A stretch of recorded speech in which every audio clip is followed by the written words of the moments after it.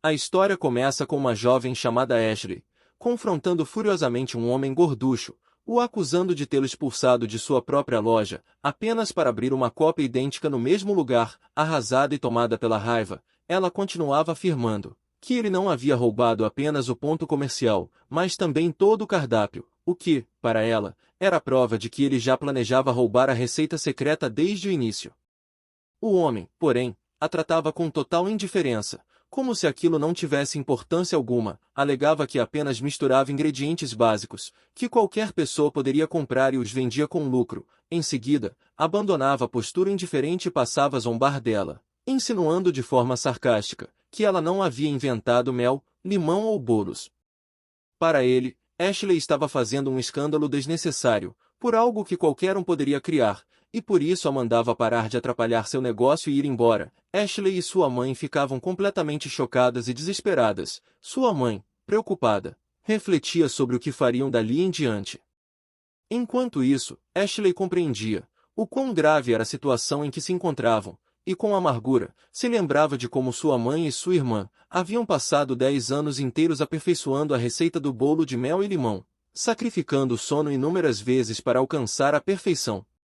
Agora, depois de todo esse esforço, a receita havia sido roubada com facilidade, e elas estavam à beira de perder tudo e acabar nas ruas. Desesperada, Ashley tentava chamar a atenção das pessoas que passavam, gritando para que não fossem enganadas, insistindo que aquela loja era apenas uma imitação, que havia roubado a receita original. No entanto, seus esforços eram inúteis. As pessoas estavam entusiasmadas demais com a fama da confeitaria, e começavam a formar filas, ignorando completamente seus avisos. Ao ver a multidão desprezar suas palavras, Ashley se sentia completamente devastada. Com lágrimas nos olhos, ela se perguntava se alguém algum dia as ajudaria. Foi então que uma explosão alta ecoou pelo local, assustando o homem gorducho, que passou a imaginar se uma guerra havia começado. Ashley permanecia imóvel, surpresa com a reviravolta repentina dos acontecimentos. Nesse momento, um grupo de elegantes empregados trajando roupas formais surgia, abrindo caminho para a revelação de um edifício deslumbrante e luxuoso. Aquele prédio era, na verdade, a confeitaria original do bolo de mel e limão, e suas portas sofisticadas se abriam para receber o público. O homem que havia roubado a receita perdia completamente o controle. Ele corria até a entrada da nova confeitaria, confrontava um funcionário de maneira agressiva, e o acusava de não ter ética nos negócios, por abrir uma loja idêntica ao lado da sua, exigindo ver o proprietário imediatamente. Nesse instante, uma mulher loira de beleza impressionante e aparência nobre, dava um passo à frente, declarando ser a proprietária e questionando, de maneira fria, o motivo de ter sido chamada. Em seguida, com calma e confiança, demonstrava querer saber que tipo de assunto ele tinha com ela. Ashley e sua mãe ficavam atonitas ao vê-la, e a mãe a reconhecia imediatamente. Se tratava de Lady Aristina, a jovem nobre da família ducal, para a qual Ashley trabalhava, famosa por todo o império, mas pelos motivos errados. Aristina possuía uma reputação terrível, sendo constantemente odiada. Era presença frequente nas colunas de fofoca, e conhecida por arruinar todas as festas que frequentava. Seu nome completo era Lady Aristina Bianca Rosen, filha de uma prestigiada família ducal, apelidada de a vilã que arruinaria o império. Devido ao seu comportamento imprudente, apesar de sua reputação, ela era a única filha de um duque, extremamente rico, e possuía mais dinheiro do que conseguia gastar. Recentemente, inclusive, as pessoas haviam começado a chamá-la por um novo apelido. O homem a confrontava, a acusando de usar seu status nobre para roubar seu negócio. Aristina, porém, respondia com um leve sorriso de deboche, devolvendo suas próprias palavras, as mesmas que ele havia dito a Ashley, afirmando que apenas utilizava ingredientes vendidos no mercado. Em seguida, continuava com sua provocação implacável, insinuando que ele também não havia inventado mel, limão ou bolos, classificava suas reclamações como um escândalo falso, e ordenava que ele se afastasse e parasse de interferir em seu negócio, o deixando completamente sem palavras e atordoado. Ashley não conseguia conter um pequeno riso, ao presenciar a cena, mas logo se dava conta do que havia feito e se assustava, se apressando em pedir desculpas à sua senhora. O pânico tomava conta dela, ao perceber a expressão de irritação no rosto de Aristina. Ela concluía que havia cometido um grave erro ao rir em sua presença. Rapidamente, Ashley se curvava, implorando por perdão, em um tom firme e intimidador. Aristina afirmava que ela havia cometido uma falta muito séria e sugeria que Ashley deveria compreender a gravidade de sua falha. No entanto, de forma inesperada, sua expressão mudava para um sorriso radiante e entusiasmado.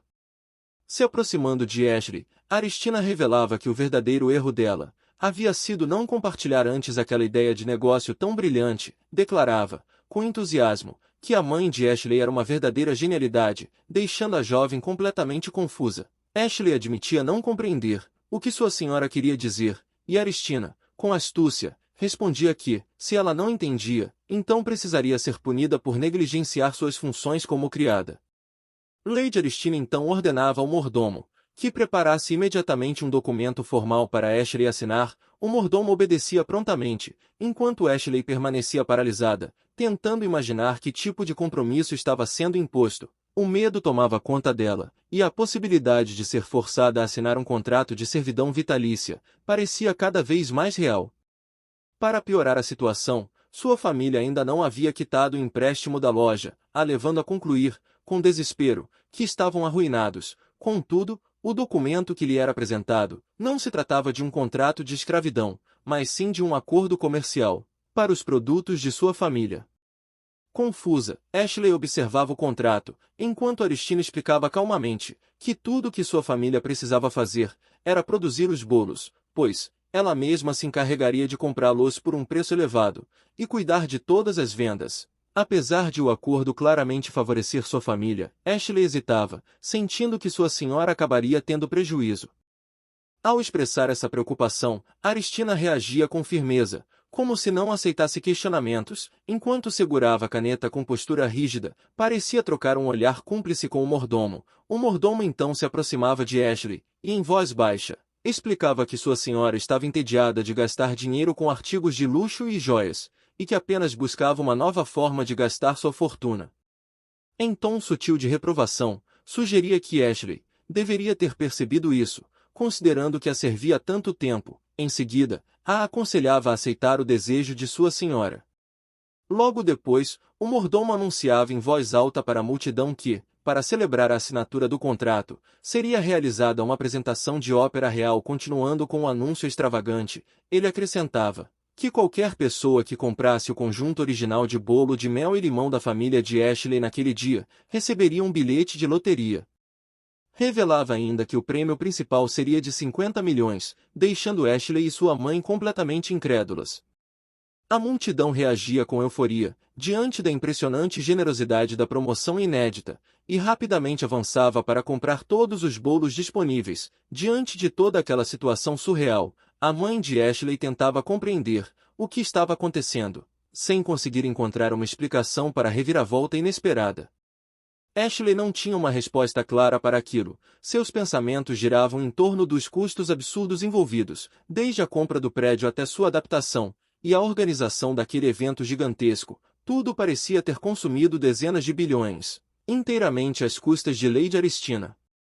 Naquele momento, Ashley finalmente compreendeu por que sua senhora era chamada de a milionária solucionadora. Já havia ouvido rumores de que o hábito de gastar com luxo de sua Lady tomava rumos estranhos, mas jamais imaginou que seria pessoalmente beneficiada por isso. Ela e sua mãe apenas observavam, completamente maravilhadas. A forma como Ashley enxergava sua senhora começou a mudar. Antes, ela a via apenas como cruel e violenta, mas agora, passou a considerar que sua personalidade talvez fosse muito mais complexa do que simplesmente assustadora. Reunindo coragem, Ashley insinuou, de maneira hesitante, que talvez tudo aquilo tivesse sido feito com a intenção de ajudar sua família. Imediatamente, a expressão de Aristina se tornou fria e afiada, e ela respondeu de forma ameaçadora, como se estivesse sendo acusada de praticar uma boa ação. Tomada pelo medo diante daquela reação, Ashley se apressou em se desculpar, se curvou repetidamente, implorando perdão pelo que considerou um ataque pessoal e involuntário. Aristina, escondendo o rosto atrás de seu leque, declarou que não havia sentido em questionar aquilo naquele momento, já que ambas estavam ligadas por um contrato financeiro inquebrável. Em seguida, em voz baixa, insinuou se Ashley ainda nutria a intenção de matá-la. Em meio a tudo isso, Aristina revelou sua verdadeira motivação. Tudo o que fazia tinha um único propósito: evitar o destino inevitável de ser assassinada. Se descobriu que ela mantinha uma lista de possíveis suspeitos, que poderiam matá-la no futuro, e naquele dia havia conseguido riscar um nome da Ashley. Após concluir que os motivos dela não eram suficientes, Aristina se sentiu satisfeita, acreditando ter dado mais um passo em direção à própria sobrevivência. Enquanto desfrutava de seu banho, pediu à criada que lhe trouxesse o catálogo. A criada obedeceu prontamente, e Aristina o recebeu enquanto relaxava naquele ambiente tranquilo. Folheou as páginas rapidamente, até apontar para uma grande seção. Em seguida, ordenou que a criada comprasse absolutamente todos os itens daquela seção, em todas as cores disponíveis. A ordem foi cumprida sem hesitação. Em seus pensamentos, Aristina justificava que todas aquelas compras eram necessárias para sua sobrevivência, embora admitisse que fazer compras era também a melhor forma de aliviar o estresse. Enquanto se permitia aproveitar aquele momento, fragmentos de sua vida passada começaram a surgir em sua mente. O preço do vinho que bebia naquele instante equivalia a toda a sua renda mensal de antigamente, enquanto algumas das decorações de seu banheiro custavam o mesmo que um carro pequeno. Até mesmo o valor de seu roupão correspondia ao depósito de segurança de seu antigo apartamento minúsculo. Perceber que conseguia calcular automaticamente o valor de todos aqueles itens caros a levou a uma conclusão inevitável. Em sua vida passada, ela foi apenas uma plebeia comum. Aristina relembrou sua vida anterior, marcada por dificuldades constantes, onde vivia com o mínimo necessário, e encontrava sua única alegria na leitura de romances de mistério. Nada lhe trazia mais satisfação do que desmascarar um assassino. Em certa ocasião, começou a ler um livro que inicialmente acreditava ser um mistério da alta sociedade, mas que na verdade era um romance de fantasia cujo título ela sequer conseguia lembrar. Nesse romance, existia uma vilã chamada Aristina Bianca Rosen. Segundo a história, Aristina era apaixonada pelo príncipe herdeiro desde a infância, mas seus sentimentos não eram correspondidos. O príncipe, por sua vez, escolheu a heroína da história, Serene Hyperion, uma jovem extremamente bela, inteligente e graciosa. Consumida por um ciúme ardente, Aristina passou a atormentar Serene e a arruinar sua reputação. Até que, certo dia, Serene a convidou inesperadamente para um chá com a intenção de buscar reconciliação. Durante o encontro, Aristina pediu desculpas por tudo o que havia feito, e propôs um brinde de reconciliação para selar a paz entre elas. Como esse tipo de ritual envolvia um juramento sagrado diante dos deuses, Serene aceitou prontamente. Seguindo a tradição, Aristina, sendo a parte que buscava o perdão, bebeu primeiro, e então Serene fez o mesmo. Entretanto, no momento em que tudo parecia transcorrer normalmente, Serene subitamente desabou, apresentando sinais de envenenamento, enquanto clamava por ajuda. Ela sobreviveu por pouco, graças à intervenção de seu médico particular, que a acompanhava em segredo. Ainda assim, todas as suspeitas recaíram imediatamente sobre Aristina. Os convidados, tomados pela indignação, acreditavam que alguém capaz de profanar um ritual sagrado com veneno merecia apenas a morte. Apesar de Aristina não ser a verdadeira culpada, ninguém acreditou em suas negativas. Seu pai a confrontou furiosamente, a chamando de vergonha absoluta. Gritou que ela não era apenas uma decepção constante, mas que agora também mancharia o nome da família. Sem hesitar, ele a abandonou, ordenando que fosse confinada no anexo até que o Tribunal Imperial emitisse sua sentença. Aristina percebeu que havia sido vítima de uma armadilha, cuidadosamente planejada. Determinada a provar sua inocência, tentou reunir provas a todo custo. Contudo, em uma noite, enquanto investigava, foi surpreendida pela aproximação de uma sombra misteriosa. Um grito agudo escapou de seus lábios, sendo ouvido pelos servos do lado de fora. Antes que pudesse provar a verdade, encontrou seu fim em uma morte igualmente misteriosa. De volta à sua vida anterior, a jovem, apaixonada por romances de mistério, se tornou obcecada em descobrir quem havia matado Aristina. Porém, rapidamente se lembrou, com irritação, de que aquilo não era uma história de mistério, mas sim um romance de fantasia, considerando tudo uma perda de tempo. Enquanto caminhava pela rua, perdida em pensamentos sobre como estava ocupada com trabalhos de meio período, enquanto personagens de novels se preocupavam apenas com romances, desejou, de forma quase irônica, que um carro de luxo simplesmente aparecesse em sua vida. E de maneira inesperadamente literal, seu desejo se realizou. Um Mercedes surgiu, conduzido por um motorista embriagado. Naquele instante, acreditou que aquele seria o seu fim. Ao abrir os olhos novamente, ouviu vozes estranhas falando sobre punição divina, e debatendo se deveriam enterrá-la ou queimá-la. Confusa, questionava silenciosamente se ainda estava viva, se recusando a aceitar aquele destino. Ela percebeu que estava em um lugar desconhecido, que não se parecia nem com um hospital nem com uma rua. Gritos ecoaram. Quando as criadas entraram em pânico ao perceber que Lady Aristina havia despertado e não estava morta. Ainda atordoada, ela ouviu as criadas a chamando de Aristina. Ao observar o ambiente ao redor, tudo lhe pareceu estranhamente familiar. O local correspondia perfeitamente às ilustrações do anexo descritas no romance. Ao verificar o calendário, constatou que a data era 13 de julho, exatamente o mesmo dia em que Aristina havia sido assassinada, enquanto estava confinada naquele anexo. O mais importante era que o rosto refletido no espelho correspondia perfeitamente à imagem de Aristina que ela havia imaginado. A clareza daquilo afastava qualquer possibilidade de ser apenas um sonho, a levando a uma conclusão aterradora. Ela havia reencarnado justamente na vilã, que estava destinada a morrer.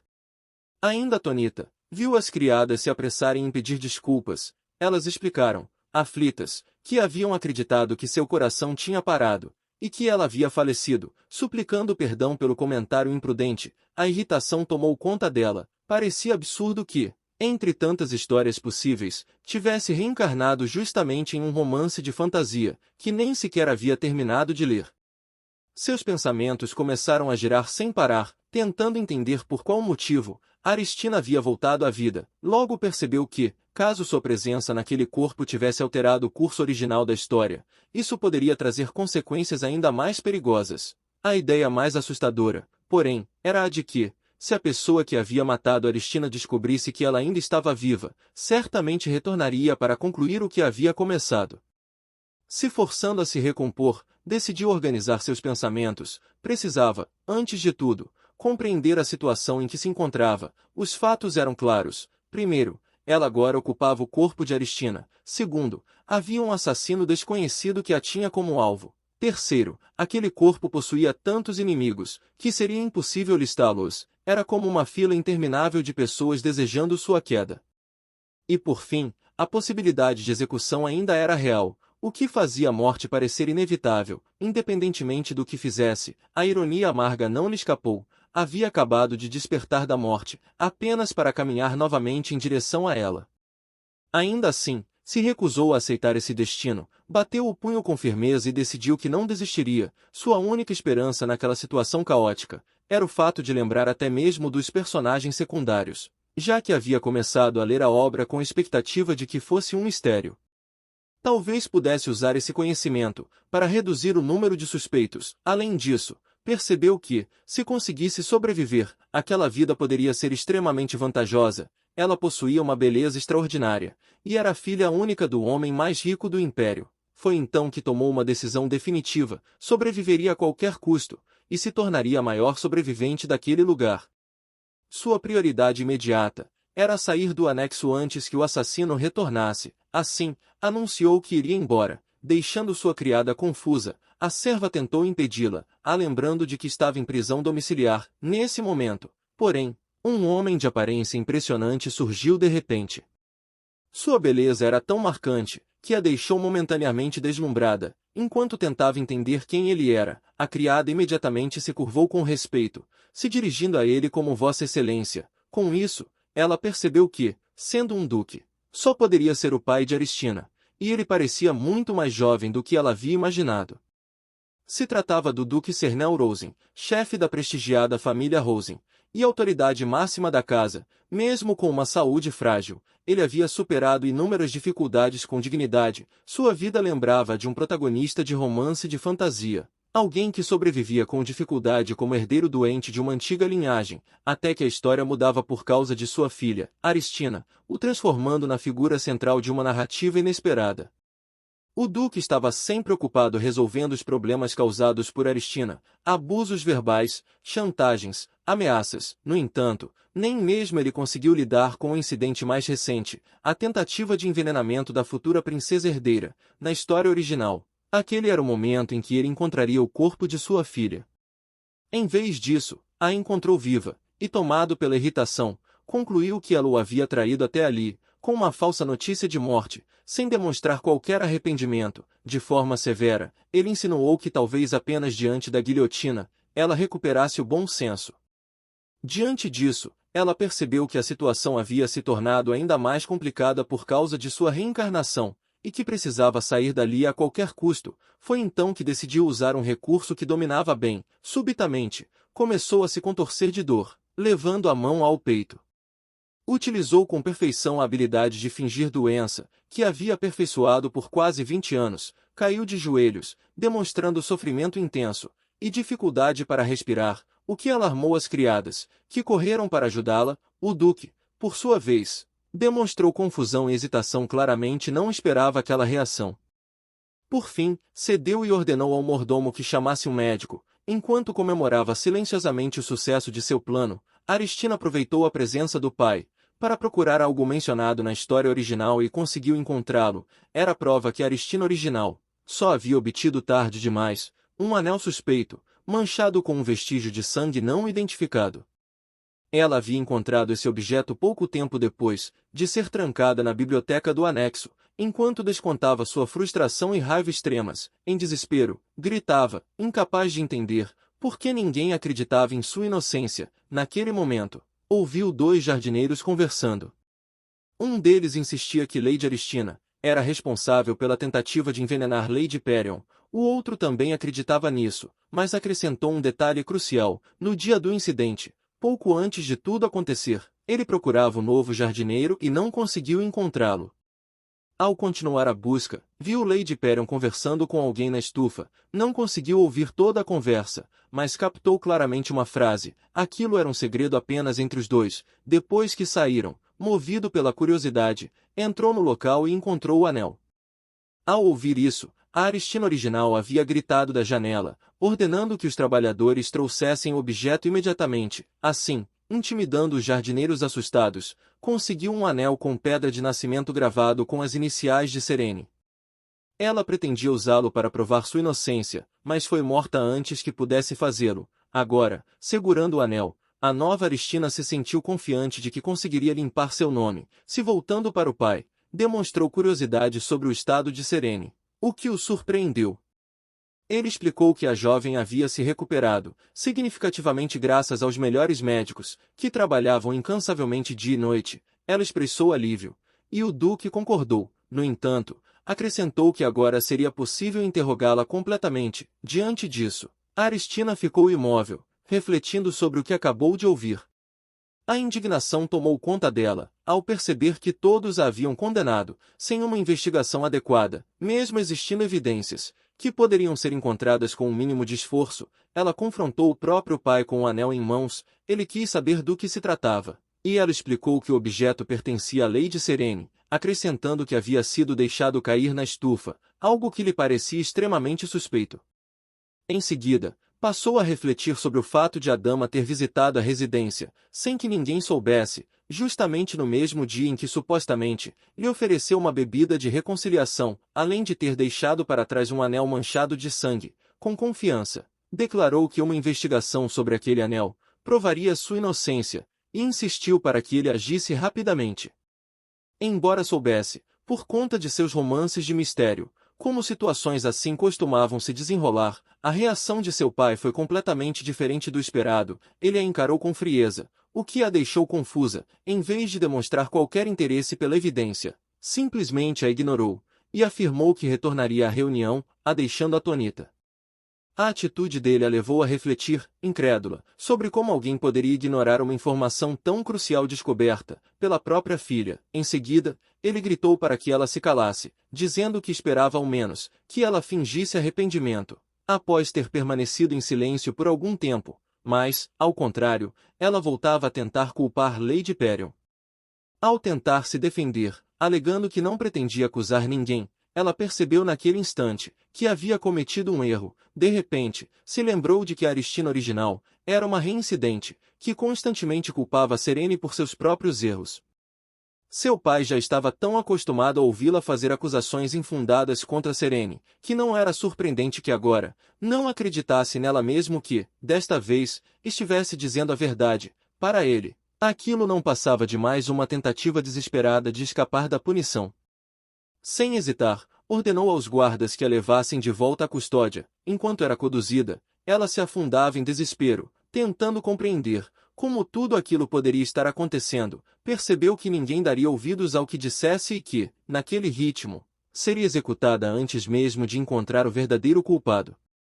Já em seu quarto, deixou escapar um suspiro pesado, se questionando, em silêncio, se existia alguma forma de escapar daquela situação. A reputação de Aristina era ainda pior do que imaginou, e parecia improvável que a família ducal viesse a ajudá-la. Considerou então que, se tivesse dinheiro, poderia contratar alguém para investigar a verdade.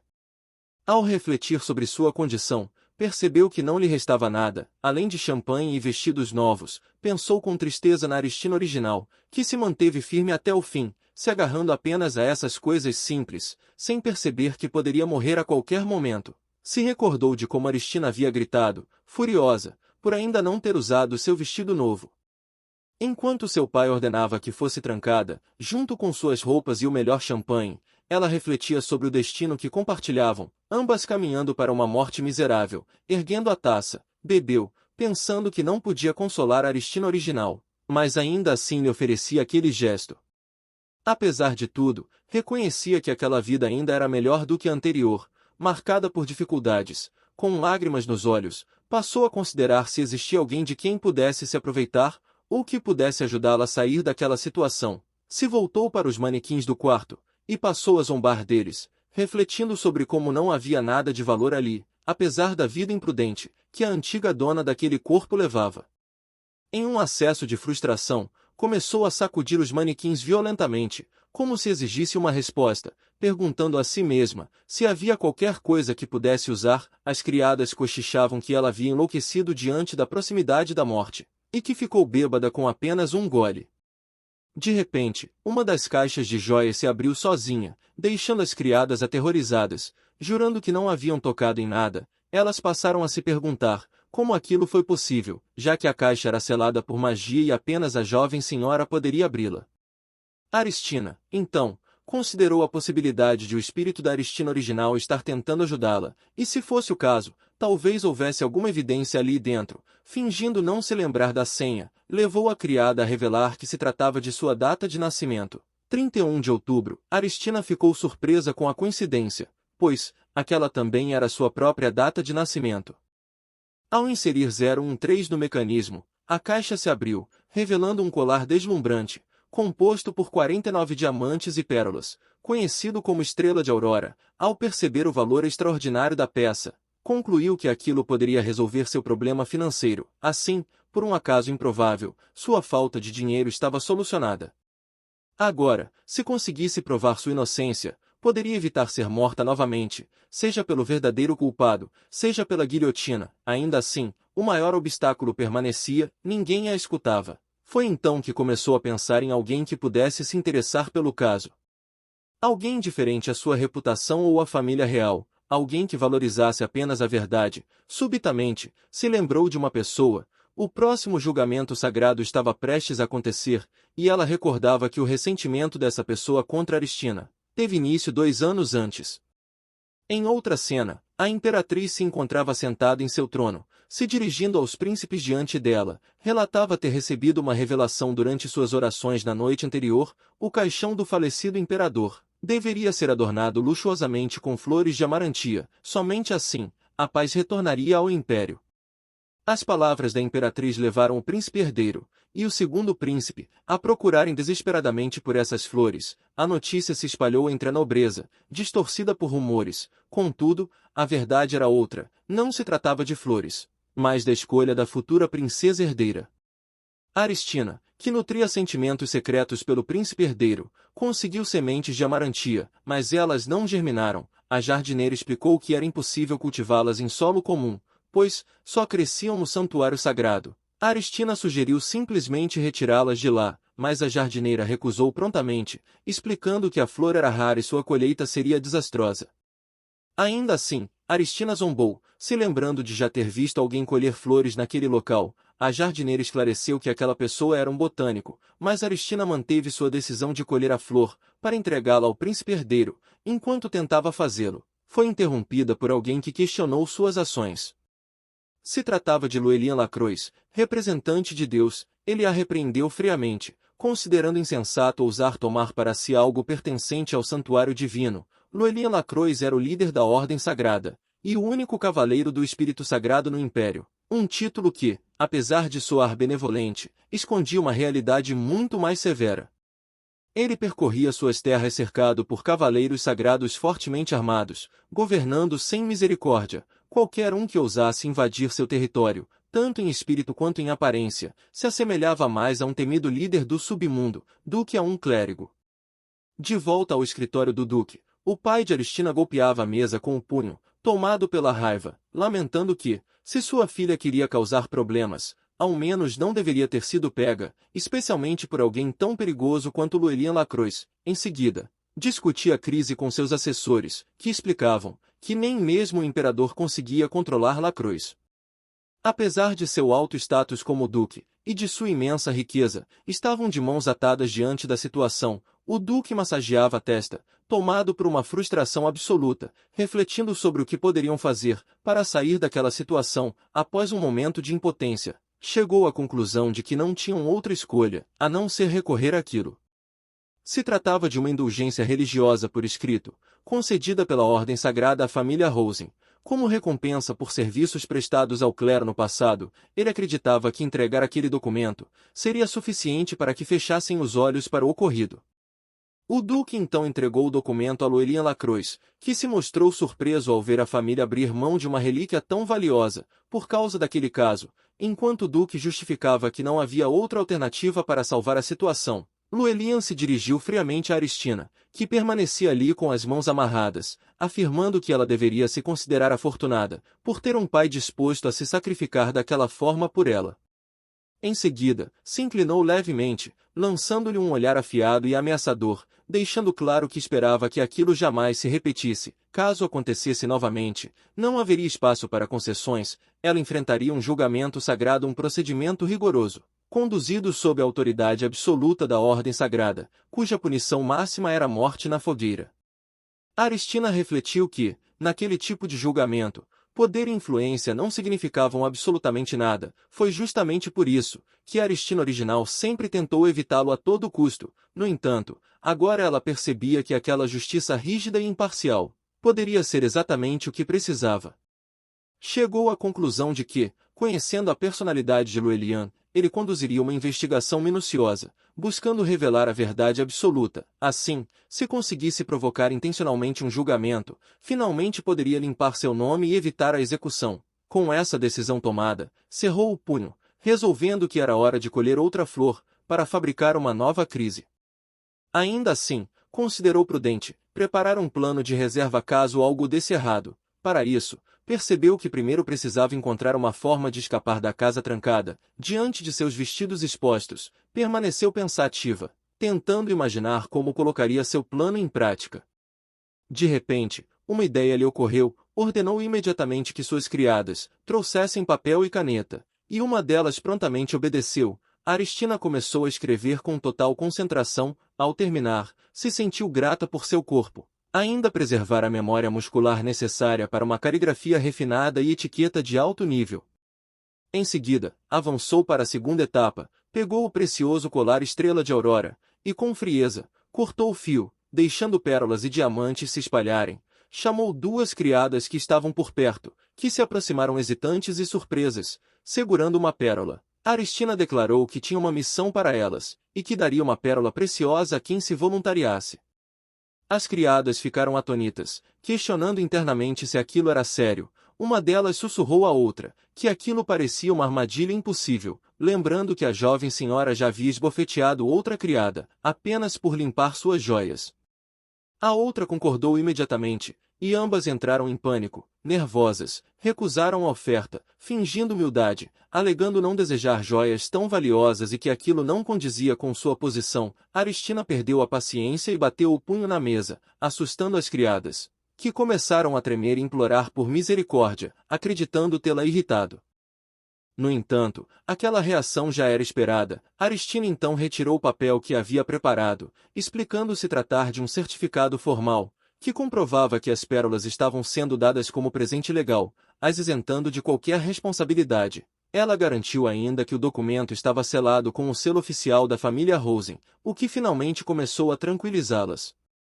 Mesmo assim, as criadas engoliram em seco antes de perguntar, ainda nervosas, que tipo de missão justificaria uma recompensa tão grande. Com um leve sorriso, Aristina apontou para os vestidos expostos, deixando claro que a tarefa era simples. Bastava transportar aquelas peças até um local específico sem chamar atenção. A cena então mudou para o escritório do Duque Rosen, onde ele recebeu um relatório informando que Aristina havia devolvido seus vestidos novos. Um de seus assistentes se mostrou extremamente cético, sugerindo que ela poderia ter ameaçado algum servo para forjar aquela informação. Contudo, o criado negou firmemente, afirmando ter visto tudo com os próprios olhos. De fato, as criadas estavam carregando todos os vestidos novos para dentro de uma carruagem. Os assistentes observaram pela janela, completamente chocados, comentando que aquilo era sem precedentes, já que ela nunca abria mão de nada depois de colocar as mãos. Começaram a se perguntar se Aristina estaria, de fato, repensando seu comportamento e sentindo remorso. O Duque, porém, zombou completamente dessa ideia, considerando tudo apenas parte de algum novo plano astuto. Repreendeu seus assistentes por ainda não compreenderem os talentos da filha, os advertindo a não olharem sequer para ela, ou lhe darem qualquer atenção, para não caírem em suas armadilhas. Enquanto isso, o plano de fuga de Aristina funcionava perfeitamente. A carruagem que transportava os manequins devolvidos partiu, a levando escondida em seu interior. Seu plano consistia em se ocultar entre os manequins para escapar, e ela sorriu ao perceber que sua má reputação finalmente estava trabalhando a seu favor. Depois de trocar para roupas de criada, pediu a uma das servas que a levasse até o local combinado. Embora a criada estivesse extremamente preocupada em deixar sua senhora sozinha, os pensamentos de Aristina estavam voltados para os perigos das ruas à noite, especialmente os ladrões. Ela se lembrava claramente do ladrão fantasma, mencionado na obra original, uma figura misteriosa que roubava apenas os tesouros mais preciosos, o que a mantinha em estado de alerta. Ainda assim, sentiu certo alívio ao recordar que esse ladrão sempre enviava um aviso antes de agir, por isso, planejava vender o que possuía antes que isso acontecesse. Por fim, se dirigiu à criada, querendo saber se ela havia trazido o que lhe foi solicitado anteriormente. A criada entregou um embrulho de tecido, confirmando que havia trazido o item que, na verdade, era uma relíquia de família acessível apenas à família Rosen. Conhecida como os farrapos do anjo, essa herança consistia em um manto antigo e rasgado, imbuído de poder sagrado. Ele não apenas ocultava a identidade de quem o vestia, como também repelia a maioria dos ataques físicos. Aristina se recordou de como seu pai, o Duque, usava aquele manto sempre que precisava resolver os problemas que ela causava. Sentindo pena da vida cheia de conflitos dele, decidiu vestir o manto para agir disfarçada. Quando a carruagem chegou, ela avisou a criada e pediu que aguardasse um momento. A criada observava o local atentamente, percebendo o fluxo constante de pessoas entrando e saindo. O ambiente parecia exausto, o que despertou sua suspeita. Mas ela optou por não pensar demais nisso. Alguns minutos depois, Aristina retornou e decidiu seguir em frente. A criada, em voz baixa e hesitante, questionou se ela realmente havia trocado a estrela de Aurora por aquele pedaço de papel. O outro servo rapidamente a repreendeu, a alertando para não deixar que ninguém a ouvisse. Aristina pensou consigo mesma que chamar aquele documento de pedaço de papel era extremamente rude. Aquele papel era a tábua de salvação, que a ajudaria no julgamento que se aproximava. A criada, preocupada, quis saber se ela tinha certeza de que ficaria sozinha ali, mas Aristina confirmou e ordenou que ela partisse, com confiança. Aristina caminhou em direção ao imenso edifício, a sede da Ordem Sagrada.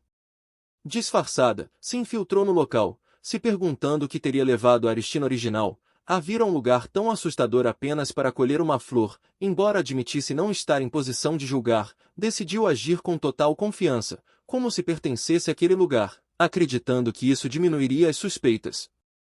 Enquanto caminhava entre as árvores, avistou alguém de capa bloqueando seu caminho. O local era silencioso e tão escuro que ela mal conseguia enxergar. De repente, um som metálico ecoou, chamando sua atenção e a assustando. Ela supôs que fosse o barulho de uma corrente batendo no chão, e considerou a possibilidade de haver um cão de guarda por perto, espiando com extremo cuidado.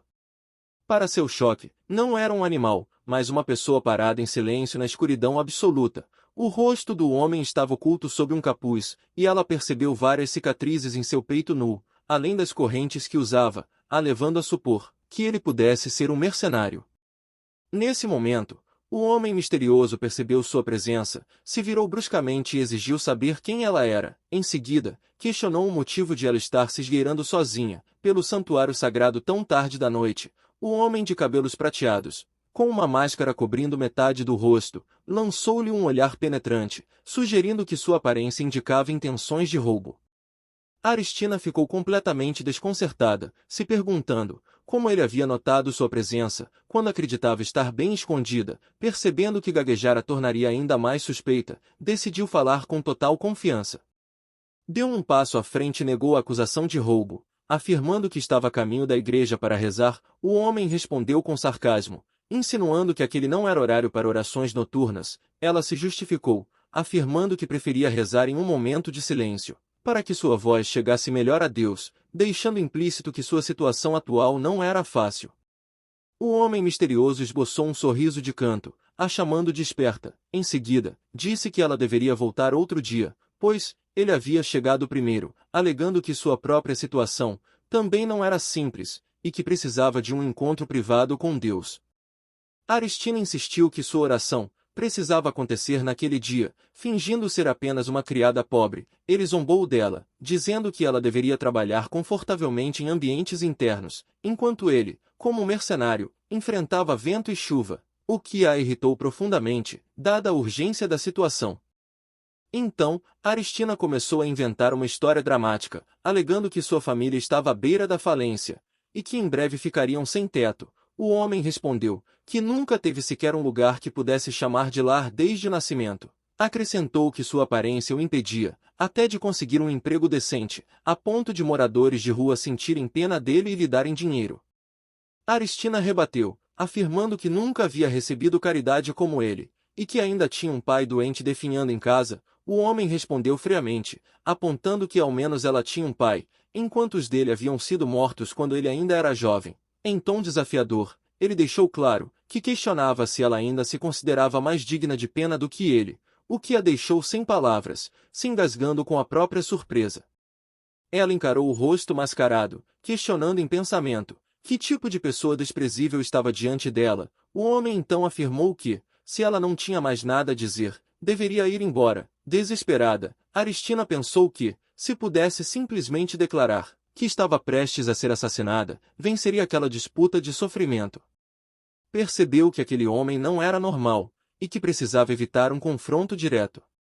Assim, concordou em ir embora e recuou, mas já tinha outro plano em mente. Fingiria ir embora e depois ficaria admitindo para si mesma que era um truque sujo. No entanto, sua vida estava em jogo, e ela não podia desistir. Após algum tempo, espiou por entre os arbustos, acreditando que o homem havia partido. Saiu com cautela, pensando que precisava evitar encontrá-lo novamente. Nesse momento, um objeto afiado e brilhante no chão chamou sua atenção. Ela considerou a possibilidade de o mercenário tê-lo deixado cair, e percebeu que parecia ser um fragmento de uma estátua muito valiosa. Ficou furiosa, ao concluir que aquele homem poderia ser o verdadeiro ladrão, o que explicaria seu desespero em expulsá-la. Ainda assim, decidiu guardar o objeto por enquanto, pensando que poderia ser útil. Aristina observou a floresta sob a luz da lua, se lembrando de que o campo de flores de amaranto ficava no centro.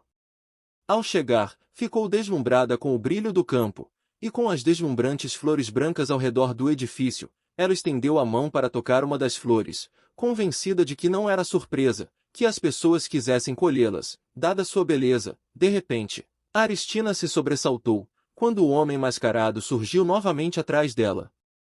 Ficou chocada ao perceber que ele ainda estava ali, mesmo após acreditar que tivesse ido embora. Ele declarou friamente que ela não o havia decepcionado, como esperado. Em seguida, a agarrou, afirmando que, graças a ela, receberia uma recompensa por denunciar uma invasora. Ela lutou para se soltar. Aristina afirmou com firmeza que, se temesse a punição, não teria feito aquilo desde o início. Em seguida, deixou claro que aquele não era o ponto, e pediu que ele a denunciasse apenas depois que ela colhesse a flor, não antes. O homem a encarou com confusão. Aristina pensava que colher a flor garantiria uma punição severa, exatamente o que ela desejava, para provocar a ordem sagrada e receber a penalidade máxima. Ele demonstrou incredulidade diante do pedido, deixando implícito que algo estava errado com ela por desejar tal coisa. Concluiu que só havia um tipo de pessoa que implorava por punição e decidiu chamar os guardas. Ignorando seus apelos, Aristina gritou, advertindo que ele perderia 10 milhões de barris se tocasse o sino. O homem se voltou para ela, exigindo saber o que aquilo significava. Ela confessou que seu verdadeiro objetivo não era conseguir uma flor, explicou que pretendia passar por um julgamento sagrado sob a supervisão direta de Llewellyn Lacroix. O que surpreendeu completamente o homem. Ele quis saber se ela tinha consciência de quão brutal era aquele julgamento. Ela confirmou que sim, mas acrescentou que também sabia que o Lorde valorizava apenas a verdade, o que significava que sempre ficaria ao lado dos oprimidos. Em seguida, explicou que precisava desesperadamente encontrá-lo, mas que uma simples criada jamais conseguiria se aproximar de alguém de seu status. O homem então deduziu imediatamente que ela pretendia ser presa de propósito. Aristina confirmou sua suposição e o incentivou a fazer as contas, comparando com uma possível recompensa por denúncia, que talvez nem ultrapassasse 1 milhão de barris. Ela então lhe ofereceu um acordo melhor, afirmando que possuía uma história capaz de intrigar toda a nação. Caso chegasse ao tribunal em segurança, e ele fosse a única testemunha, obteria enorme lucro, status e fama. Aristina começou a descrever a fortuna que ele poderia ganhar ao vender seu testemunho, observando que ele parecia saudável o suficiente para viver por muito tempo, e o aconselhando a se preparar para o futuro. De repente, o homem caiu em uma gargalhada alta, admitindo que não ria assim há muito tempo, enquanto Aristina permanecia parada, atônita e incrédula. Após se acalmar, ele concordou em fingir que não havia visto nada, demonstrando curiosidade em ouvir a tal história, que ela mencionou, o que fez o rosto de Aristina se iluminar de esperança. O homem então se virou para sair, e de forma sarcástica, desejou-lhe sorte, a chamando de criada lamentável. Após sua partida, Aristina soltou um suspiro de alívio, temia que seu plano falhasse antes mesmo de começar. Em seguida, colheu a flor de amarantia com confiança. Quando tudo estava pronto, segurou a corda do sino e a puxou com força, fazendo um som estrondoso ecoar pelo local. As vozes dos guardas se ergueram, questionando quem seria o invasor. Enquanto pássaros voavam em pânico, Aristina permaneceu ali, com um sorriso astuto, anunciando silenciosamente o início de seu espetáculo. No dia seguinte, dentro do tribunal da Ordem Sagrada, os murmúrios da multidão estavam carregados de condenação contra Aristina. A chamavam de descarada por combinar uma tentativa de envenenamento com um roubo de itens sagrados, além de questionarem o motivo de ela ter ousado convocar Lady Serene como testemunha. Enquanto isso, o Duque Cernel Rosen lia uma carta de sua filha, na qual ela afirmava ter encontrado uma maneira de ambos sobreviverem, e pedia que ele comparecesse ao julgamento sagrado, para ver com os próprios olhos. O que o deixou chocado ao se perguntar como havia chegado àquela situação. Aristina estava no centro do salão, demonstrando total confiança, enquanto seu pai a observava, tentando entender de onde vinha tamanha segurança, aparentemente infundada. O júri entrou, seguido pelo anúncio da chegada de Lady Serene Hyperion, que caminhou calmamente até o local. A multidão demonstrou compaixão por Serene, comentando sobre como ela havia emagrecido e elogiando seu coração bondoso, em nítido contraste com Aristina, que era tratada como uma vilã. Amada por todos, Serene se posicionou sob as luzes e jurou diante de Deus, que julgaria de forma justa e imparcial. Aristina a observava, refletindo que, se Serene fosse realmente a mente por trás de tudo, não teria se apresentado ali. Se questionava se ela era de fato inocente ou se confiava em algo oculto, concluindo que a verdade viria à tona quando Llewellyn Lacroix chegasse. As portas se abriram, anunciando a chegada de Sua Excelência. Aristina se preparou para provar sua inocência conforme planejado, e começou a se curvar para saudá-lo. No entanto, Llewellyn Lacroix a interrompeu friamente, ordenando que pulasse as formalidades. O choque a fez perceber que as coisas não seriam tão simples quanto imaginou. Ele lançou sobre ela um olhar penetrante e aterrador, relembrando seu nome, e confirmando que já a havia advertido de que enfrentaria a morte caso repetisse suas ações. Aristina tremia por dentro, suando, Enquanto mantinha um sorriso nervoso, ao encará-lo pessoalmente, percebeu o quão intimidador ele era. Louelien Lacroix continuou com uma reprimenda severa, questionando com sarcasmo se a jovem carecia de inteligência para agir daquela maneira. Diante disso, Aristina percebeu que precisava escolher cuidadosamente suas palavras, mas ainda assim, respondeu de forma ousada, insinuando que, se ele possuísse visão suficiente, perceberia que, caso ela tivesse realmente usado tudo o que sabia, não estaria ali diante dele. No instante seguinte, percebeu a gravidade de sua imprudência, um reflexo de seu antigo hábito de responder impulsivamente, e notou a aura sombria e furiosa que emanava dele, amaldiçoando sua própria impulsividade. Ele então a acusou de tentar ganhar tempo e adiar sua punição. Aristina tentou negar, insistindo que tinha algo a dizer, mas foi interrompida novamente, com suas palavras sendo descartadas, como absurdas, e com a ordem para que o julgamento prosseguisse. De forma fria, Louelien Lacroix anunciou que já havia chegado a uma conclusão sobre o caso de blasfêmia, o que aterrorizou Aristina. Ele estava prestes a dar um veredito, apenas 3 minutos após o início do julgamento, ciente de que hesitar naquele momento significaria uma derrota certa. Aristina reagiu imediatamente, ela avançou e caiu de joelhos com força, em um movimento desesperado, gritando o nome de Sua Excelência, com toda a força de seus pulmões. A atitude repentina chocou a todos, apesar da dor nos joelhos. Ela sentiu que havia conseguido tomar a iniciativa e confundir Louelien Lacroix, que a observava surpreso, determinada. Prometeu a si mesma que, se ninguém estivesse disposto a ouvi-la, ela os obrigaria. Se inspirando nos textos sagrados, decidiu usar o poder dos deuses a seu favor. Naquele momento crítico, ergueu um embrulho de pano diante de todos e declarou, com ousadia, que havia recebido uma revelação divina, afirmando que aquela evidência lhe foi concedida, juntamente com a revelação, exigindo que o tribunal a investigasse imediatamente. Aristina compreendia que precisava usar sua carta mais forte, naquele mundo. O fato de que as palavras dos deuses eram lei absoluta, o mesmo princípio que sustentava o poder da imperatriz, e a razão pela qual Louelien Lacroix, como mensageiro dos deuses, não poderia ignorar uma revelação divina. Com um tom de deboche, ele questionou, como alguém como ela poderia receber uma revelação? Aristina, porém, respondeu com calma confiança, que os deuses misericordiosos haviam abençoado alguém injustiçado, e que estava pronta para explicar tudo em detalhes. Ela então iniciou seu relato, narrando que, enquanto estava presa e afundando no desespero, os deuses haviam aparecido para ela. Segundo sua história, eles lhe mostraram uma visão destinada a provar sua inocência, uma visão que revelava exatamente o que havia acontecido na estufa do Duque enquanto ela estava ocupada preparando o chá. O Duque Cernel Rosen perdeu a compostura, a acusando de usar o nome dos deuses de forma irresponsável, mas logo se calou, refletindo sobre a situação. Murmúrios se espalharam pela multidão, com todos se questionando se aquilo poderia ser verdade, ou apenas uma grande mentira. Aristina continuou sua narrativa, afirmando que, a princípio, não acreditou na visão e pensou estar alucinando, chegando a repreender a si mesma, por tamanha tolice. No entanto, acrescentou que, quando duvidou, os deuses a questionaram se ela só acreditaria ao ver provas. Em seguida, colocaram aquele objeto em sua mão, e ordenaram que perguntasse ao seu verdadeiro dono sobre ele. Então, ela apontou diretamente para Lady Serene, destacando que o anel que ela sempre usava estava ausente. Serene se mostrou visivelmente abalada, e alegou que havia guardado o anel, questionando o motivo daquela pergunta repentina.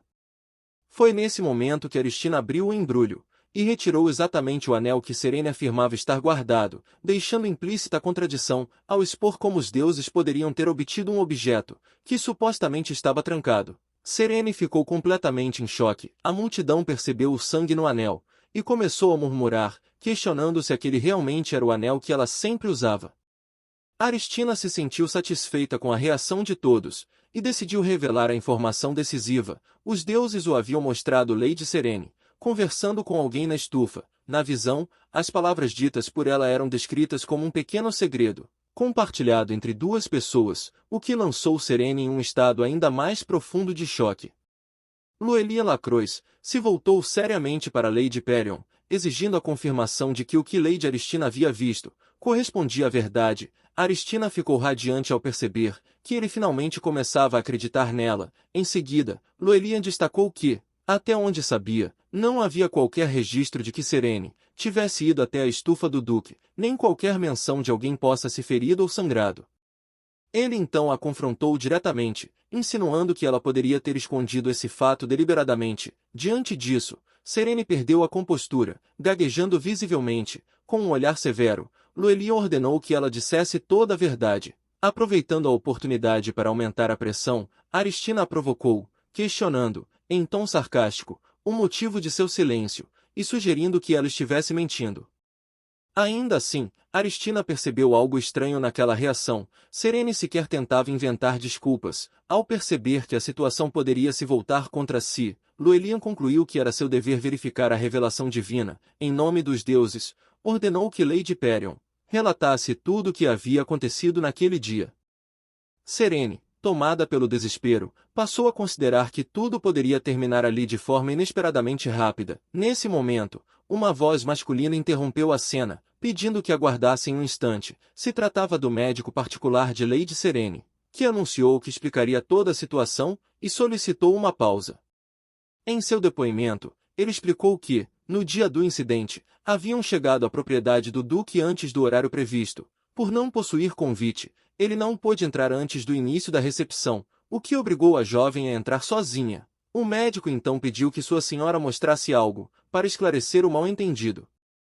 Serene revelou o braço, exibindo um ferimento que, segundo foi explicado, havia sido causado por uma tesoura de poda. Aristina ficou confusa, sem entender a relação entre o ferimento e o anel. O médico, porém, insistiu que tudo estava conectado, e afirmou que a origem de toda a situação envolvia um servo da casa do Carl Rosen.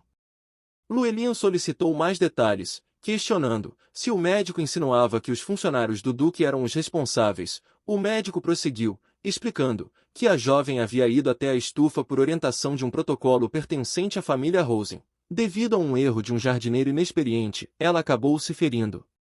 O pai de Aristina, tomado pela fúria, demonstrou indignação diante da ideia de que um convidado pudesse ser ferido em sua própria residência, e questionou se a jovem havia participado do chá sem receber tratamento adequado. Serene explicou que o jovem jardineiro prestou os primeiros socorros imediatamente, e que possuía algum tipo de medicamento. Isso explicaria por que o anel manchado de sangue foi encontrado na estufa. Ele teria caído enquanto ela tentava conter o sangramento. O médico acrescentou que, após o incidente de envenenamento, o anel desapareceu. Por isso, ele afirmou ter mentido para sua paciente, dizendo que o havia guardado em uma caixa, para que ela pudesse se concentrar na recuperação. Llewellyn questionou o motivo de esconderem essa história. Com lágrimas nos olhos, Serene explicou que não podia revelar a verdade, pois o jovem jardineiro enfrentaria uma punição terrível. Era amplamente conhecido que, na casa do Duque, até os menores erros eram punidos com extrema severidade, como açoites. Um murmúrio percorreu diante dessa alegação, se chegando a insinuar que punições mais extremas poderiam ocorrer. O Duque negou veementemente, afirmando que tais acusações eram absurdas e que, no máximo, os funcionários eram demitidos. Ainda assim, Serene manteve sua narrativa dramática, alegando ter ouvido que uma criada chamada Mary teria tido o pulso decepado, o que deixou Aristina perplexa, sem compreender de onde surgiu tal história. O Duque se levantou furioso, classificando a afirmação como uma mentira descarada, assegurando que jamais faria algo assim, e que sequer existia uma criada com esse nome. Diante disso, Llewellyn concluiu que Serene havia mentido para proteger seu segredo. Ao observar o Duque e Aristina, passou a considerar que a casa do Cal possuía problemas próprios e que Aristina não era a única fonte de complicações. Em seguida, Llewellyn questionou como o jardineiro havia realizado os primeiros socorros. Foi relatado que ele aplicou um desinfetante na ferida e a envolveu com uma bandagem. Ao ser perguntado sobre o destino da bandagem, foi explicado que o próprio jardineiro a havia queimado ao substituí-la por outra nova. Nesse momento, Aristina compreendeu subitamente o rumo da investigação. Ela percebeu que o envenenamento não precisava ocorrer por meio de alimentos. Um veneno de ação lenta poderia dificultar a identificação da causa. Se recordou de uma substância específica, que se tornava altamente tóxica ao entrar em contato com o sangue, semelhante ao curare. O Duque demonstrou surpresa ao perceber o conhecimento de Aristina sobre tais assuntos, ao que ela respondeu, de forma descontraída, que apreciava estudar toxicologia. Em seguida, se corrigiu, afirmando apenas gostar de ler livros sobre venenos, o que provocou olhares estranhos ao seu redor. Llewellyn interveio, afirmando já ter ouvido falar de substâncias semelhantes, utilizadas por tribos estrangeiras em pontas de flechas. Ele explicou que esse tipo de veneno é inofensivo, em condições normais, mas se torna letal ao entrar em contato com o sangue, causando paralisia e falência respiratória.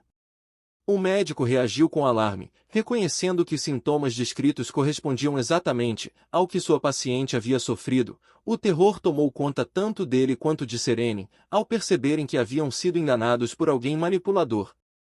Aristina declarou sua vitória, afirmando que sua suspeita estava correta, e ordenou que seu pai trouxesse imediatamente o jardineiro inexperiente. No entanto, se interrompeu logo em seguida, ao perceber que o verdadeiro culpado provavelmente não era ele. Ela concluiu que a criada responsável pelo protocolo, que orientou Serene a ir até a estufa, também era altamente suspeita.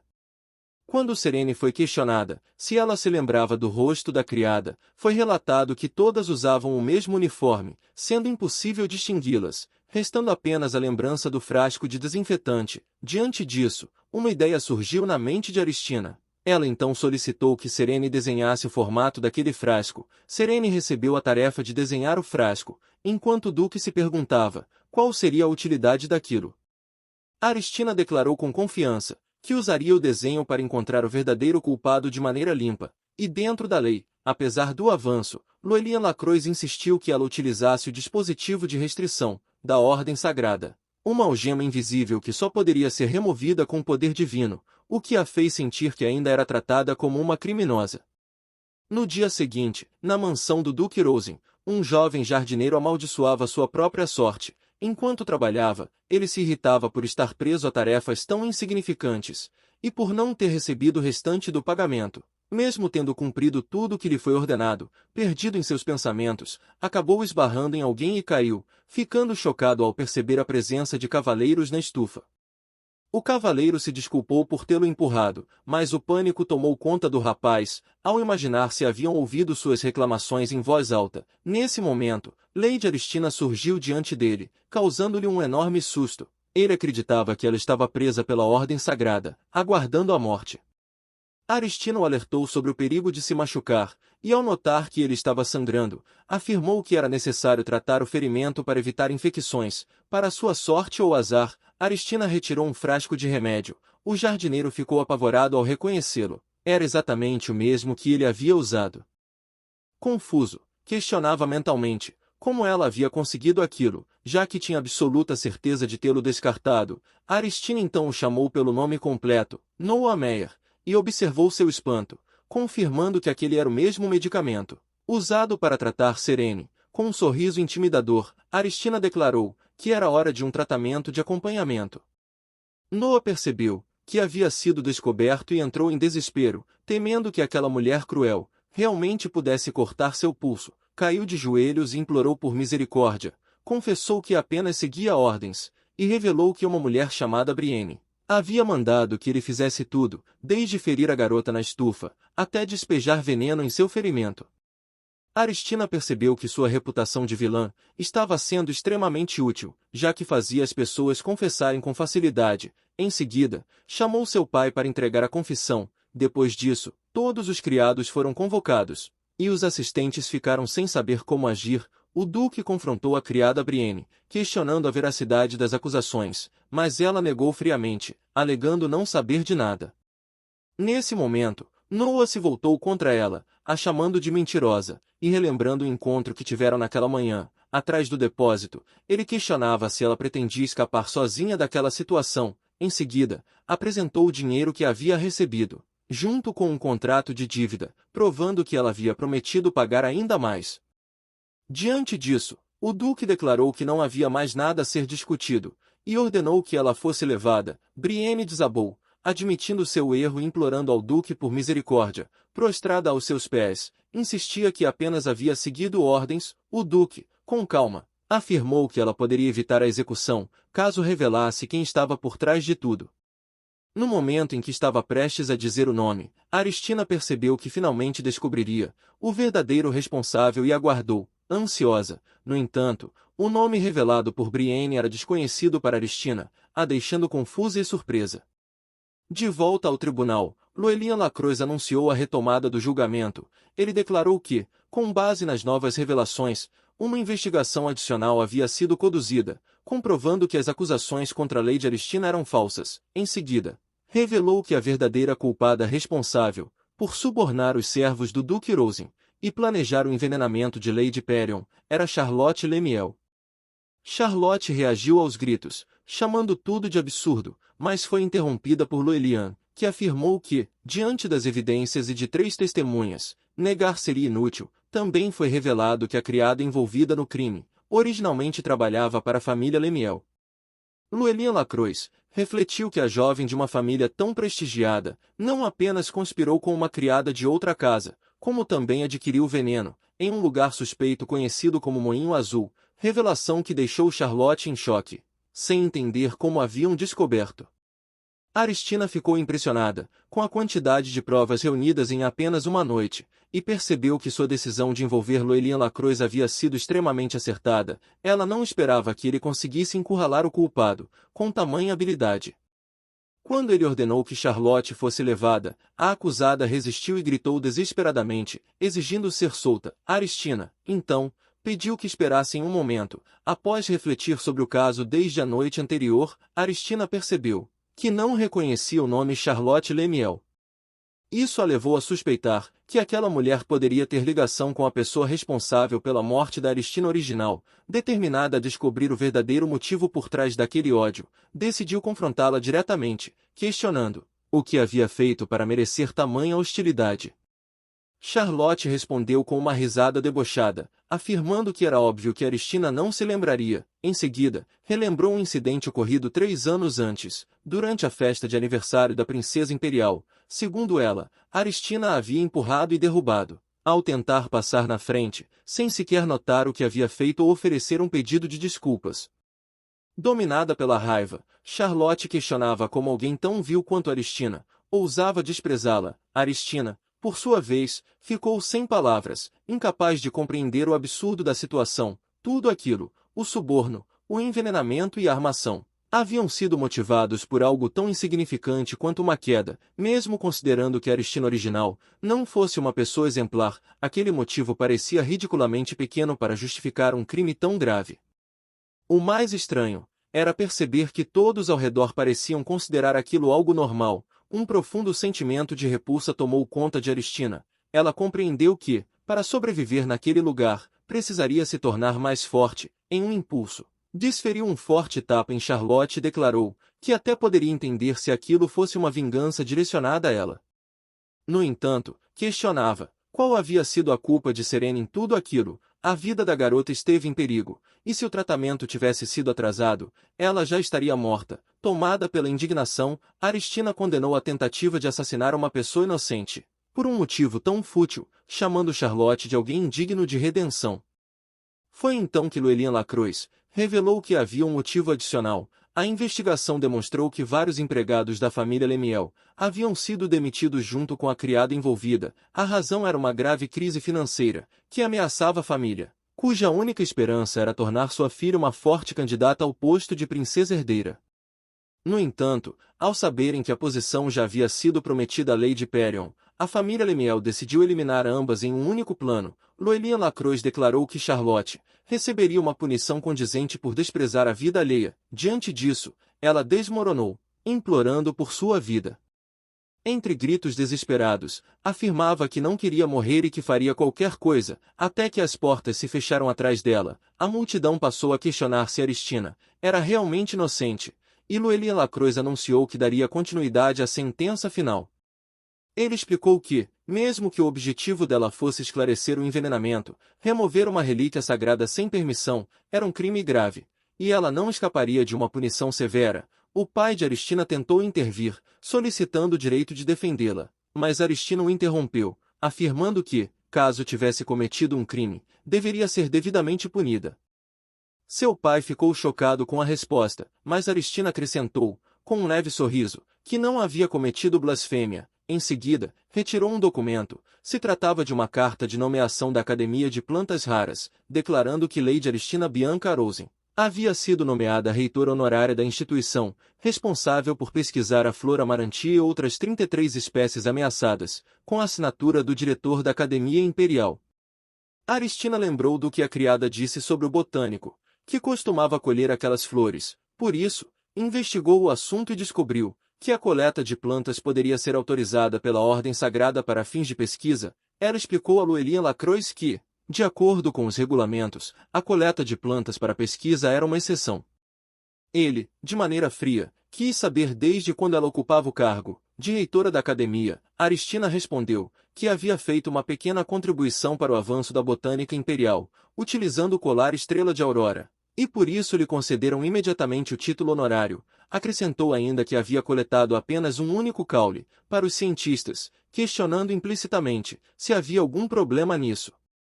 Llewellyn ficou atônito, com a capacidade dela de planejar tudo com antecedência, sem alternativas. Declarou que reconheciam a inocência de Lady Aristina Bianca Rosen. Aristina agradeceu, e em seguida, solicitou que ele também a libertasse das restrições. Llewellyn concordou com relutância, e pediu que ela o acompanhasse até a igreja.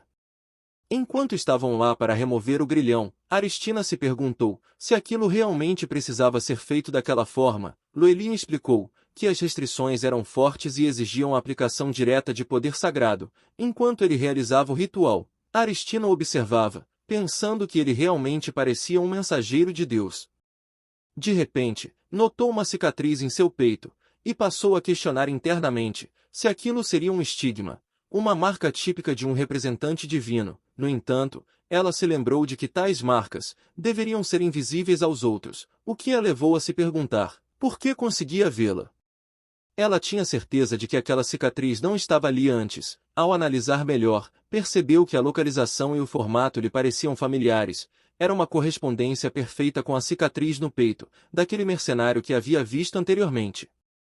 Diante disso, surgiu a inquietante possibilidade de que o mercenário também fosse um representante de Deus. Ela tentou convencer a si mesma de que aquilo era impossível, mas a verdade se impôs de forma clara e chocante. Aquele mercenário era o próprio Llewellyn Lacroix.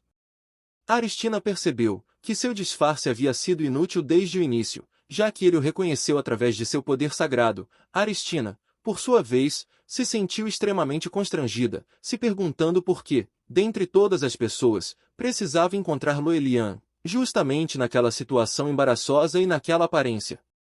Ao mesmo tempo, refletiu que, se ele precisava agir disfarçado para realizar algo em segredo, então provavelmente não se tratava de algo de que se orgulhasse. O medo começou a dominá-la ao imaginar que, caso ele descobrisse que ela sabia de seu segredo, poderia decidir eliminá-la. Era um tipo de informação que ela jamais desejou possuir. Além disso, passou a se perguntar por que aquela marca, que nunca havia visto antes, surgiu repentinamente, como se ele a tivesse revelado de propósito. A suspeita se intensificou, ao considerar a possibilidade de que ele tivesse feito aquilo intencionalmente, talvez por saber que a Aristina original certamente teria reagido de forma escandalosa. Pelo olhar penetrante dele, ela percebeu que sua suposição estava correta, e concluiu que precisava fingir que não sabia de nada, que não tinha visto absolutamente nada. Em silêncio, desejou apenas poder sair dali o mais rápido possível. Após a remoção das restrições, Aristina sentiu um grande alívio, acreditando que tudo finalmente havia terminado, e que não haveria mais motivo para se encontrarem novamente. Ela se virou para sair, mas foi subitamente interrompida por ele, o que a fez entrar em pânico. Com um sorriso tenso, ela demonstrou que queria saber se ele ainda tinha algo a dizer. Llewellyn se inclinou levemente, e comentou que aquela não era a primeira vez que ela via poder sagrado, mas que, anteriormente, ela pareceu surpresa, o que o levou a suspeitar que ela tivesse visto algo além disso. Aristina permaneceu em silêncio, tomada pelo terror, questionando internamente se ele havia percebido a verdade, ou se apenas estava testando. Ela fechou os olhos com força por um instante, tentando evitar a situação, repetindo mentalmente que não fazia ideia do que ele queria dizer. Então, apontou para a joia que adornava o peito dele, decidida a sustentar a imagem de uma jovem rude e indiferente. Fingiu estar chocada, insinuando que a joia era falsa, e que aquilo era óbvio de perto. Com ousadia forçada, demonstrou surpresa pelo fato de alguém tão sagrado usar uma joia falsa, sugerindo com ironia que talvez eles tivessem dificuldades financeiras. Ela ainda insinuou que guardaria aquele segredo. Noelia respondeu com um leve sorriso de desdém, percebendo claramente a tentativa dela, e insinuou, em tom zombeteiro, que ela realmente acreditava que ele cairia em uma mentira tão fraca.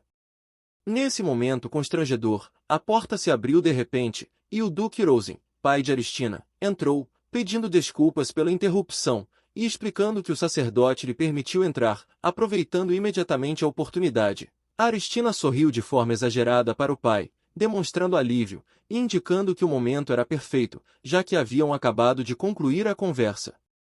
Em seguida, fez uma leve reverência e indicou que se retiraria. Noelia respondeu com um sorriso calmo, afirmando que havia apreciado a conversa. Em seguida, lançou-lhe um olhar significativo, sugerindo que, como ela possuía uma boa percepção, ainda havia muitas coisas que gostaria de perguntar, expressando o desejo de que se encontrassem novamente em breve, o que a deixou paralisada de tensão.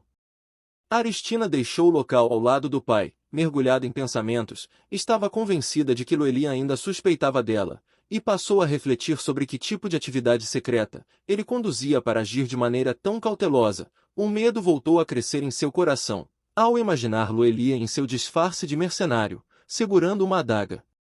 Uma possibilidade aterradora tomou forma. Talvez aquele lado oculto de um homem da igreja significasse que ele poderia ser um assassino e, quem sabe, tivesse sido ele quem tentou matá-la naquela noite. Com o rosto tomado pelo pavor, ela se voltou para o pai e expressou, em tom sério, a dúvida sobre se um mensageiro de Deus teria permissão para tirar a vida de alguém. O duque ficou chocado com a indagação, e a encarou com irritação, interpretando aquilo como mais uma possível inclinação à blasfêmia. De forma severa, a advertiu a não dizer tais absurdos, explicando que a pena de morte não se aplicava àqueles que possuíam poder sagrado, e implorou que ela não espalhasse rumores desse tipo.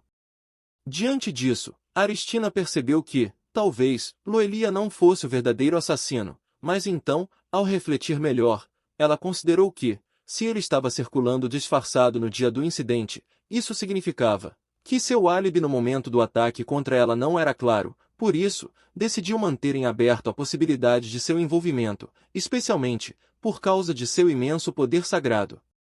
Aristina se recordou de como as pessoas desejaram sua execução, por ela ter arruinado a flor preciosa, e de como foi perseguida por cultos religiosos enfurecidos, que exigiam que ela recebesse a bênção dos grandes espíritos da religião élfica. Diante disso, concluiu que o melhor seria evitar todos aqueles fanáticos.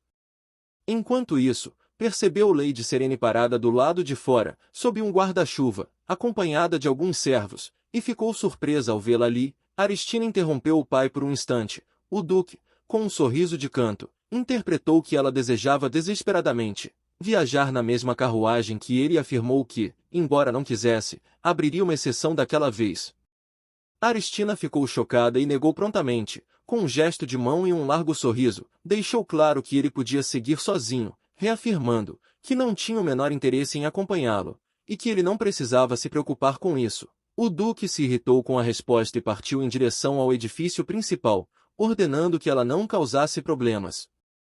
Aristina observou, confusa, se questionando sobre o motivo de seu humor ter mudado novamente. Em seguida, se aproximou de Serene, querendo saber se ela estava esperando por ela. Serene confirmou, explicando que havia algo que desejava perguntar. Aristina demonstrou interesse, e então Serene retirou uma carta selada, hesitando enquanto expressava sua dúvida sobre se o convite de reconciliação entregue durante o chá naquele dia havia sido realmente sincero.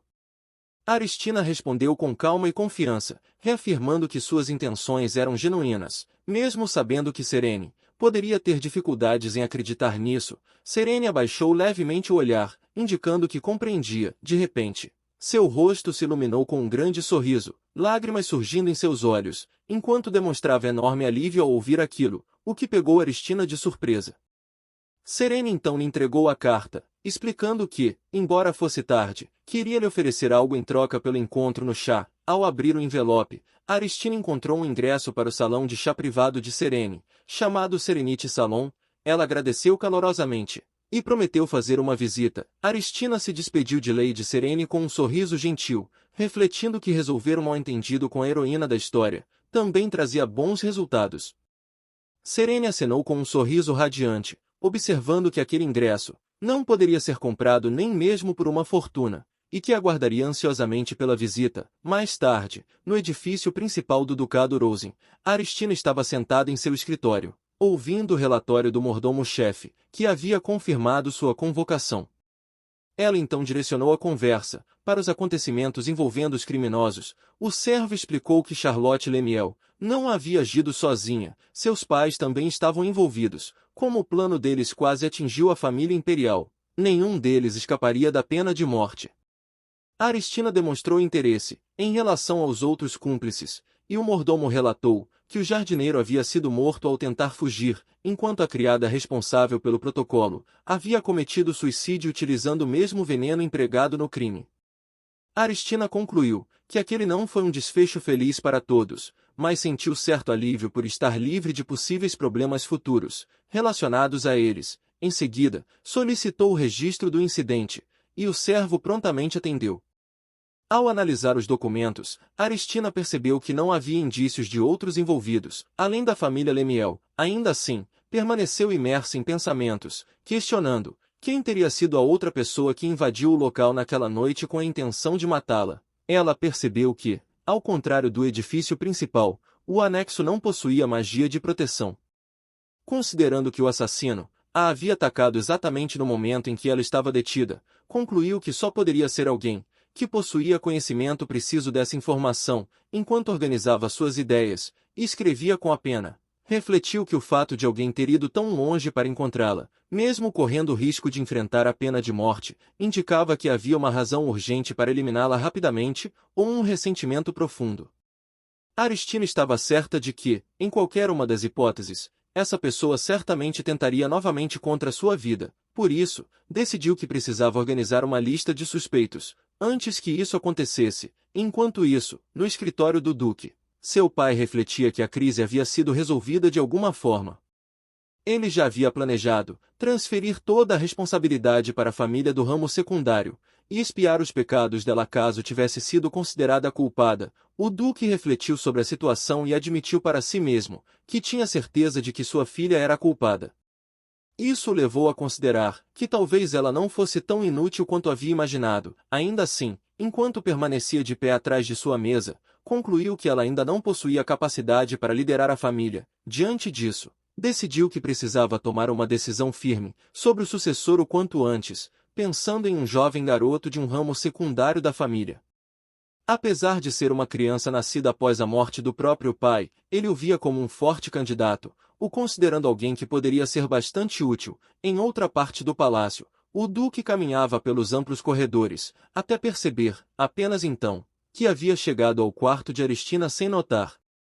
Ao espiar pela porta levemente entreaberta, ficou chocado ao ver uma luz intensa, vindo de dentro, passando a se perguntar de onde aquilo teria surgido. Foi um choque impressionante quando ele viu Aristina, profundamente adormecida no sofá, cercada por figuras etéreas brilhantes. Num sobressalto, percebeu que eram os espíritos de seus grandes ancestrais. O duque observou a cena, atônito, enquanto os espíritos a contemplavam com orgulho e afeição. Tomado pela confusão, passou a considerar o motivo pelo qual aquelas entidades, que normalmente só apareciam ao herdeiro legítimo, estavam se manifestando especificamente para Aristina. E é isso, pessoal, esse foi o vídeo de hoje. E não se esqueçam de curtir e comentar, e caso vocês não sejam inscritos, se inscrevam para não perderem nenhum vídeo aqui no canal. E bem, pessoal, nos vemos nos próximos vídeos.